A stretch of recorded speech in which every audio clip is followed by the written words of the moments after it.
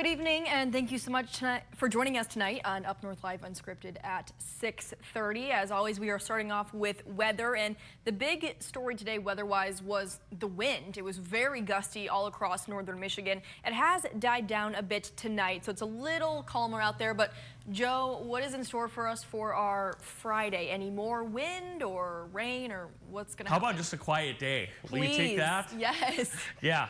No wind, not much wind. I shouldn't say none, but not much wind out there. It'll be dry, no rain or snow. The sun will be out for a little while tomorrow. So perfect. Yeah, we'll take that. Yeah. Coming up for our Friday, it looks pretty good actually. The only thing is maybe a little fog in some spots to begin the day. But we're going to start. We'll take a look at that also our Friday, but also look ahead to the weekend. No big issues, but it's also not going to be completely dry either. Okay. So we'll kind of explain that. And if you don't like winter, you're like kind of done with it, we'll explain, but you might want to look away during mean weather. There's one day next week where we could get some snow. Oh, good. So we'll talk about that too. All right. Thank you so much, Joe. We are continuing our coverage on the aftermath of the significant ice storms over the weekend. Crews are still working to get power up to thousands across northern Michigan, and a lot of folks in northeast Michigan still without power tonight. Governor Whitmer actually made a stop to Alpena today. You can see here in this video, she was at Meyer this afternoon. She thanked power crews, first responders, and others for their efforts during the aftermath of the storm. And we spoke with the governor on Wednesday, and she said she was expecting a call with President Trump to lay the groundwork for potential federal aid. We talked with her at today's event to see how progress is being made.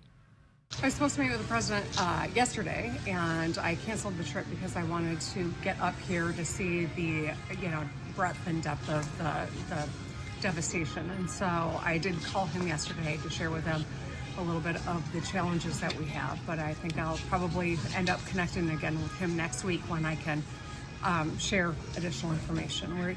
We don't know if we will qualify for federal assistance, but I want to lay the groundwork because I think we're going to need every dime we can get to help rebuild. And the governor is praising Meyer for being a real powerhouse for the Alpena community during this ice storm. She showed her support by stocking shelves and thanking the employees who've been working against the odds to help all of the neighbors there in Alpena. Well, Governor Whitmer also made a stop in Petoskey this morning. It was to have a briefing with Emmett County first responders who are coordinating with state agencies. Now, we would have liked to take you inside of that meeting. Unfortunately, we were not allowed to go in there. So the reason, we don't exactly know why, but the governor did tell us that she has mobilized the National Guard along with state police, MDOT, the DNR, and Health and Human Services to speed up the recovery in more rural areas. In northern Emmett County, some roads are still impassable due to fallen trees. Coming up here and seeing it's beyond anything that I even imagined. So this was a sobering moment. It's a lot of work ahead, and that's why I'm working closely with our legislature to fund the National Guard, which I've deployed, but also to lay the groundwork with President Trump because we may well need federal assistance as well to recover from this disaster. The National Guard is here to help supplement us. They're not here taking the lead. They're actually working under our direction, the direction of the state police. And so if there's community members out there wondering, what the National Guard is doing here, it is literally we're enlisting their help to help us get to the community and check on these folks and make sure that they're doing well and that their needs are met. And again, when it comes to the potential for federal aid, the governor says that aid is contingent on a written report and that it's too early to know the full extent of the damage. Well, all week we have been not only showing you the devastation that was caused by all of the power outages, fallen trees, fallen power lines, but also how different communities and different people around northern Michigan have really stepped up to help make sure everyone has a place to stay, has a warm meal, has everything that they need just to continue to survive. Well, in Gaylord, more than 1,000 hot meals were given away in less than an hour today. And our Allie Baxter was there and brings you the full story. My heart went out to everybody, and I have a great big kitchen, so why not make a whole bunch of meals? Hundreds of people lined up in the parking lot of the Meyer in Gaylord Thursday afternoon. For some, hoping to grab their first hot meal in days. Have you guys had a hot meal in a few days? Microwave, TV dinners. Containers of mac and cheese, pulled pork sandwiches, and shepherd's pie were piled high and handed through the windows of every car that pulled up. An outpouring of emotion, and everyone's super thankful, and just seeing like the kids and the dogs in the back seat, I'm like, so no, it's been amazing. Carly Lortz is the owner of the Beehive Cafe in Kalkaska. She and her crew loaded this trailer full of meals Thursday morning and hit the road to help people in need. It's very good because people need it, people need gas and food and heat. It's very good. They have it like this. I just kept seeing on Facebook all the pictures and all the devastation, and my heart went out to everybody. I remember being a single mom and taking care of kids by myself, and so I thought, oh my gosh, there's like single moms out there with no electricity and trying to take care of kids and elderly. Giving back doesn't stop here in Otsego County. Carly and her crew have plans to make stops in Charlevoix as well. As long as we have donations, we'll keep handing out food. In Otsego County, Allie Baxter, UpNorthLive News. And the hot meals didn't just come from the Beehive Cafe. Carly says J&S Hamburg, Trout Tavern, and Bay Bread also donated meals to bring to linemen and the community. Sticking in Otsego County, where utility and road commissions are making progress on cleanup and power restoration efforts around the county. As you can see here, crews were out in Gaylord today working to restore power to traffic lights on South Otsego Avenue and around various neighborhoods. While main roads throughout Gaylord have been cleared, residents are still urged to proceed with caution. Some side roads have been blocked with cones due to power lines still laying or dangling into the roadway, and we are told at this point cell service is still a problem there. Fibers to the towers have obviously been severed or cut or damaged. So in the Gaylord area right now, there's no cell phone service, and we just want people to be aware of that. If you can't get out or get to a family member via their cell phone, call us. If you haven't heard from somebody in a few days or a week, we're approaching a week now, call us. We'll go out there and do a welfare check on them for you. And the undersheriff says the County Road Commission, first responders, and the National Guard are working to clear trees from secondary roads and identify lines that are still down.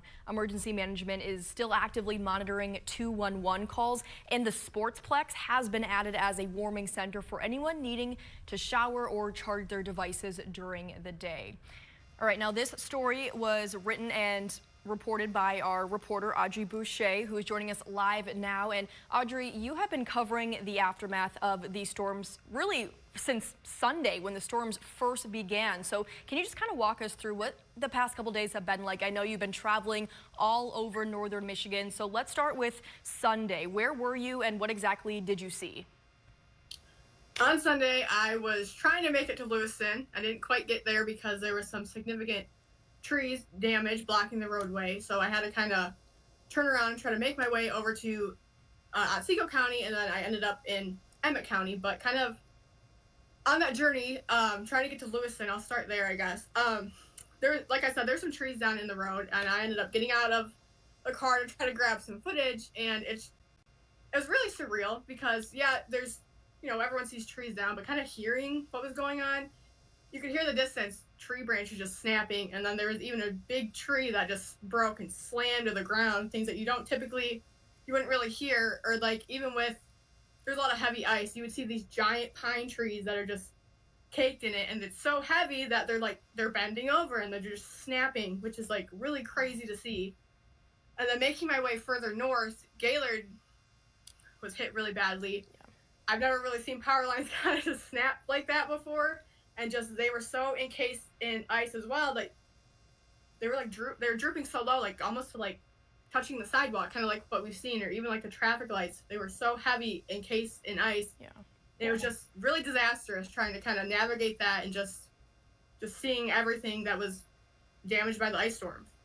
So from your first experience seeing all this on Sunday to today, you were back in Otsego County. Obviously, a lot of progress has been made. Can you kind of describe the comparison from what you witnessed today versus when this all was first happening on Sunday? Yeah, kind of every time I go back to Gaylord, there's something very significantly different. Like, even just driving down I-75, kind of previous days, everything was entombed in ice, and then just today, everything's kind of melted now, but you can kind of see there's a lot of trees down, going down I-75, you can quite literally see the passing lane of people going south, which in places you couldn't really see through before, but now you can because the trees are just snapped in half. And with Gaylord, when you get down to I was mainly in the south end a lot. Yesterday and then the day before, there was a huge power line kind of by the state police post that was snapped and just blocked the entire roadway off. Today, that has been cleaned up for the most part. They do have warning signs out just to be careful going through there because it's like a huge pile of power lines now, kind of right across the street from them. But every time you go through, there's a new road that's kind of blocked off, like today by that, I think it's Grandview Boulevard. If you're going to turn to go to Elkview Park, you have to be very mindful because there's cones now because there's so many lines now in that neighborhood that have snapped and they're just either in the road or the wind's catching them and they're just blowing across the road. So you have to be super, super careful. But a lot of cleanup. The main roads, for the most part, are accessible. You can travel. You just have to be very cautious. And then they're just kind of slowly making their way out to all the other secondary roads to try to get everything cleaned up. Right. And not only have you seen the destruction from those ice storms the past couple days, but you've also seen how communities have come together to really just look out for each other. Talk about a bit about that experience. Yeah, so with one of my stories, it was about the gas station stuff. I ran into this cute little family who was there trying to get gas. They had lost power in their apartment. And when I did the story with the E-Free Church yesterday, I ran into them again, and they had to leave their apartment and to be there. They had their whole family there to warm up because they didn't have power, they didn't have food. So it was super great to kind of connect with them again. Yeah. But even more so, being there, I was able to talk to a lot of other community members. I ran into a homeless man who he was sleeping in his car during when the peak of the storm hit. And he told me that he couldn't leave, his car wouldn't start, the battery's dead, but he said when he woke up kind of during the middle of the storm, there was ice and snow starting to encase into his car, which is terrifying to think about. Yeah. But luckily for him, he was able to safely make it to the warming center and just you get to kind of intermingle with a lot of people in the community that you probably really wouldn't get to and just kind of hear about, why they're there, the damages to their home, and everyone's just kind of coming together now and trying to work together, how we can help, remove trees out of your yard and just things like that. That really is a silver lining when it comes to natural disasters like this. So Audrey, thanks so much for joining us on Unscripted and sharing with us some of your experience the past couple days covering all of these different events, and keep up the great work, and thanks so much for providing us updates. Now, switching gears here, we have one more story to talk about before our commercial break. So in case you haven't heard yet, Planned Parenthood of Michigan is closing its Petoskey branch, which according to its website provides multiple different services such as abortion, birth control, and STD testing. The next closest location is the Walker Health Center in Traverse City. Now, Planned Parenthood says it plans to reduce staffing by 10%, closing other health centers in our state as well, including one in Jackson and then one in Marquette. And they're also consolidating 2 of their locations in Ann Arbor. Planned Parenthood says this is due to anticipated federal cuts and part of what they call intentional attacks by the Trump administration. Now, we did receive a statement from Planned Parenthood of Michigan's president. It says in part, quote, "Our decision to restructure reflects months of strategic planning and careful financial analysis. These necessary changes strengthen PPMI's ability to adapt quickly in a challenging political landscape. While implementing difficult decisions is never easy, they are essential to protect our long-term capacity to fulfill our mission and serve Michigan communities for generations to come," end quote. Now, the Petoskey branch will officially close down on April 30th, with their last appointments taking place on April 25th. Okay, really quick before the break, let's take a look at our question of the day, which you can also find on our website, or you can scan your QR code right now on our screen. Our question is, how concerned are you about closures of Planned Parenthood locations in Michigan? We have 377 votes right now. Our options are very concerned, somewhat concerned, and not at all concerned. We have a lot of comments on our Facebook page as well. So as always, at the end of the show, I will give you a live look at the updated results for our question of the day and read a few of your comments. Okay, we are going to take that quick commercial break now, but coming up in just a couple of minutes, Joe will have much more on our forecast for Friday. Sounds like we're going to get a much needed break when it comes to more crazy weather, and then he'll have a look into the weekend as well. Stay with us.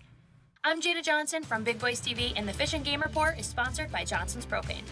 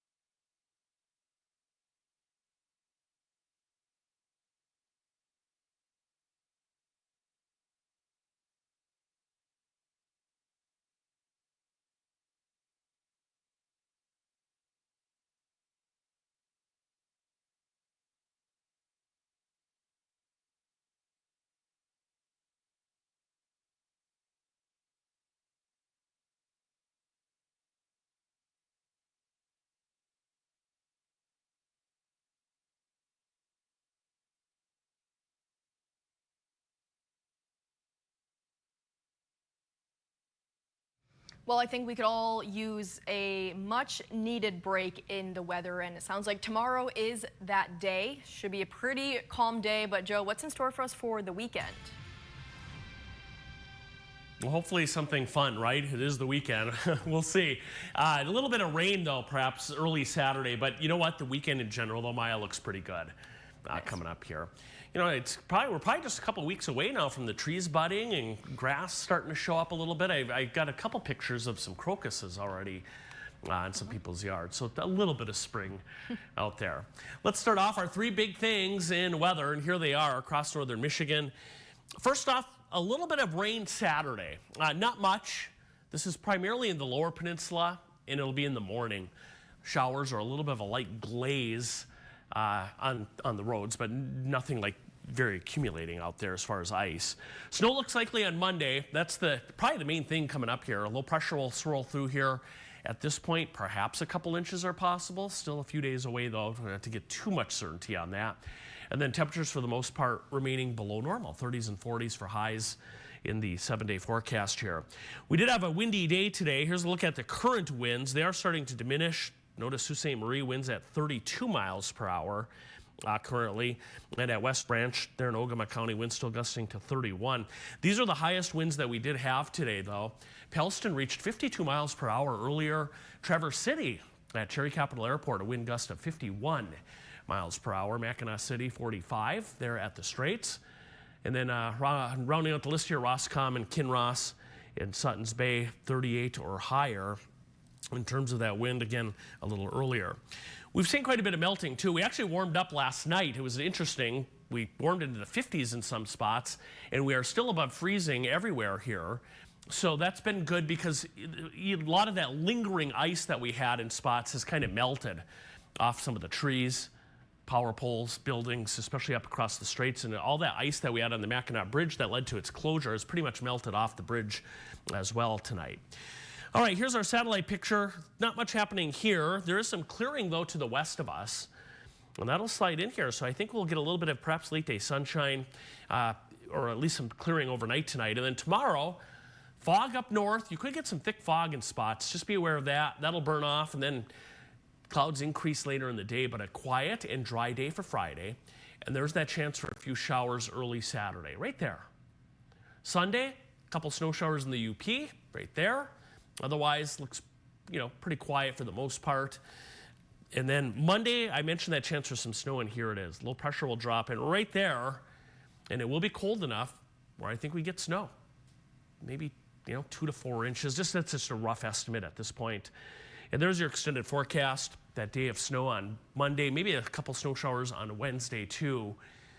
No big storm, but still a little bit of winter weather hanging around. I'm over it. Yeah, I think we all are. At least it's not until Monday. We have a couple of quiet days to prepare. Yeah, absolutely. All right. Thanks, Joe. Let's take a quick break, but sports is next. Stick around. You're watching Up North Live Unscripted.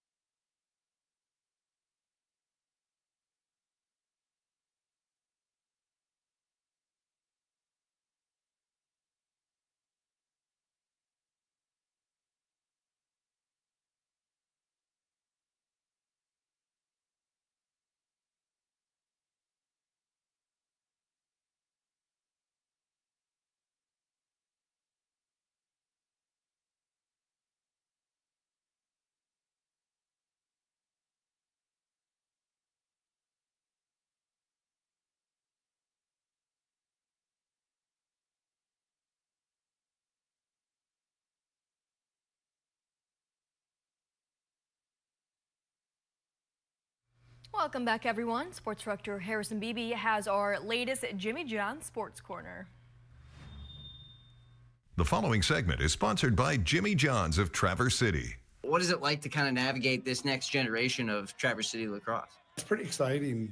You know, the process of splitting into two teams is daunting to begin with. And you know, being in contact and friends with the other side of town on West with Casey Schaub and Derek Mink and the rest of their staff, you know, it's really something to have to recreate two teams. We both accomplished it. It's been a great journey to get here, and we're pretty excited. What is it like to take a team that was building around each other for so many years now and reestablish these individual programs?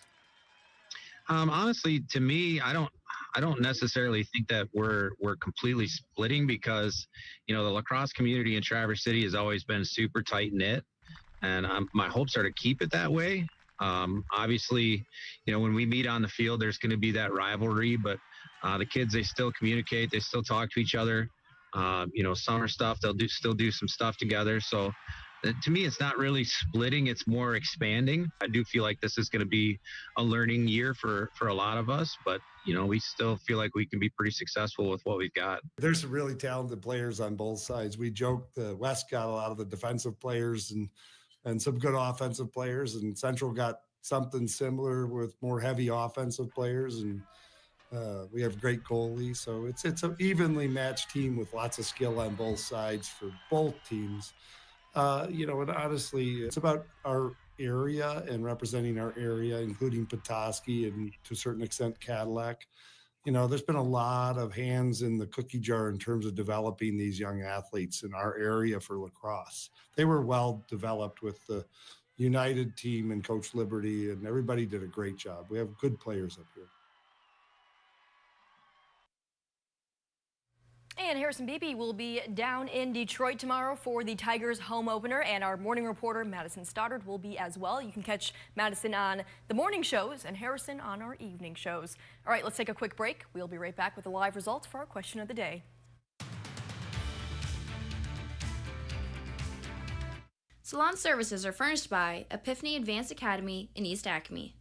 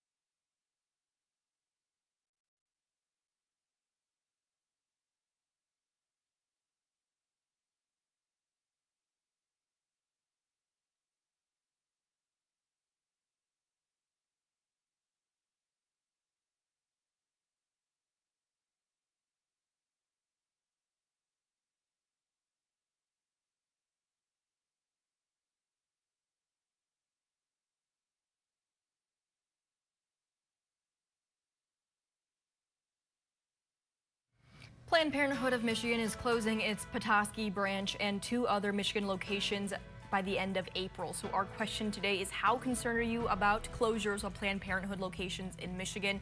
You can see the live results on your screen right now. Looking at a few of our comments, Andrea says, very concerned. They provide affordable health care to women. Trying to find someone who has a different point of view.